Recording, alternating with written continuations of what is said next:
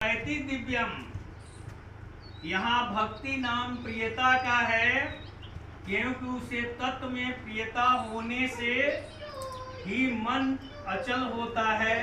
वह भक्ति अर्थात प्रियता स्वयं से होती है, मन बुद्धि आदि से नहीं होती भक्ति।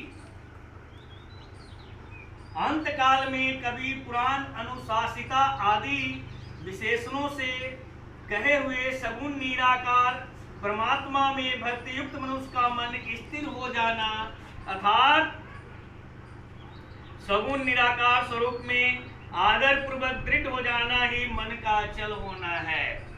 हम सोच लें कि हमें फलना काम करना है, बैंक से रुपया निकालना है, पहले मन में सोचे और तब अपने घर से यहाँ तक आप आए।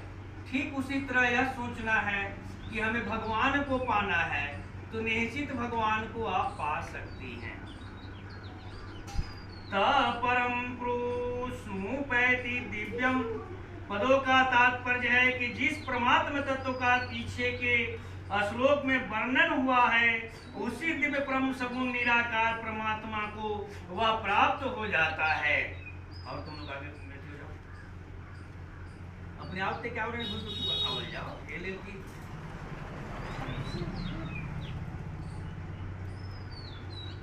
आठवें श्लोक में जो बात कही गई थी उसी को 9वें और 10वें श्लोक में विस्तार से कहकर इन तीनों श्लोकों के प्रकरण का उपसंहार किया गया है। इस प्रकरण में सगुण निराकार परमात्मा की उपासना का वर्णन है। इस उपासना में अभ्यास की आवश्यकता है। प्राणायाम पूर्वक मन को उस परमात्मा में लगाने का नाम अभ्यास है। यह अभ्यास अनिमा महिमा आदि सिद्धि प्राप्त करने के लिए नहीं है, प्रत्युत केवल परमात्मा तत्व को प्राप्त करने के लिए है।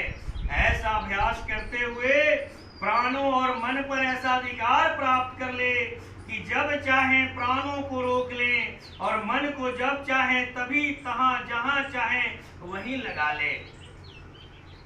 जो ऐसा अधिकार प्राप्त कर लेता है वही अंत काल में प्राणों को सुषुम्ना नाड़ी में प्रवेश कर सकता है।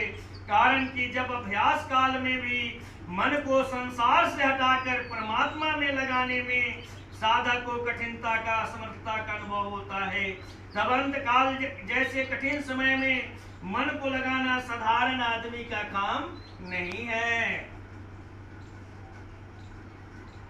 जिसके पास पहले से योग बल है वही अंत समय में मन को परमात्मा में लगा सकता है और प्राणों का सुषुम्ना नाड़ी में प्रवेश करा सकता है।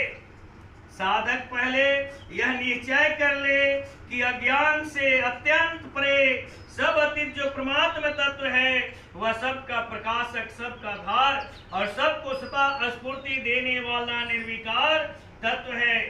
उस तत्व में ही प्रियता होनी चाहिए, मन का आकर्षण होना चाहिए, फिर उसमें स्वाभिमान मन लगेगा। भक्त्या युक्त का तात्पर्य है कि संसार की आसक्ति मिट जाने से उस साधक का एक परमात्मा में ही आकर्षण रहता है, अन्य में आकर्षण नहीं रहता। संसारी मनुष्य तो अपरा में आकृष्ट रहते हैं, पर जो अपरा को छोड़कर भगवान में आकृष्ट हो जाता है वही भक्त हो जाता है। संसारी मनुष्य शरीर संसार में आसक्त होने से विभक्त अर्थात भगवान से अलग हो जाते हैं, पर भगवान में लगा हुआ साधक विभक्त नहीं रहता, प्रत्युत भक्त अर्थात भगवान से एक हो जाता है। योग बलेन कहने का तात्पर्य है कि पहले किए हुए योगाभ्यास के कारण अंत समय में होने वाली असक्त अवस्था उसको बाधा नहीं पहुंचा सकती, उसमें कोई विकार पैदा नहीं कर सकती।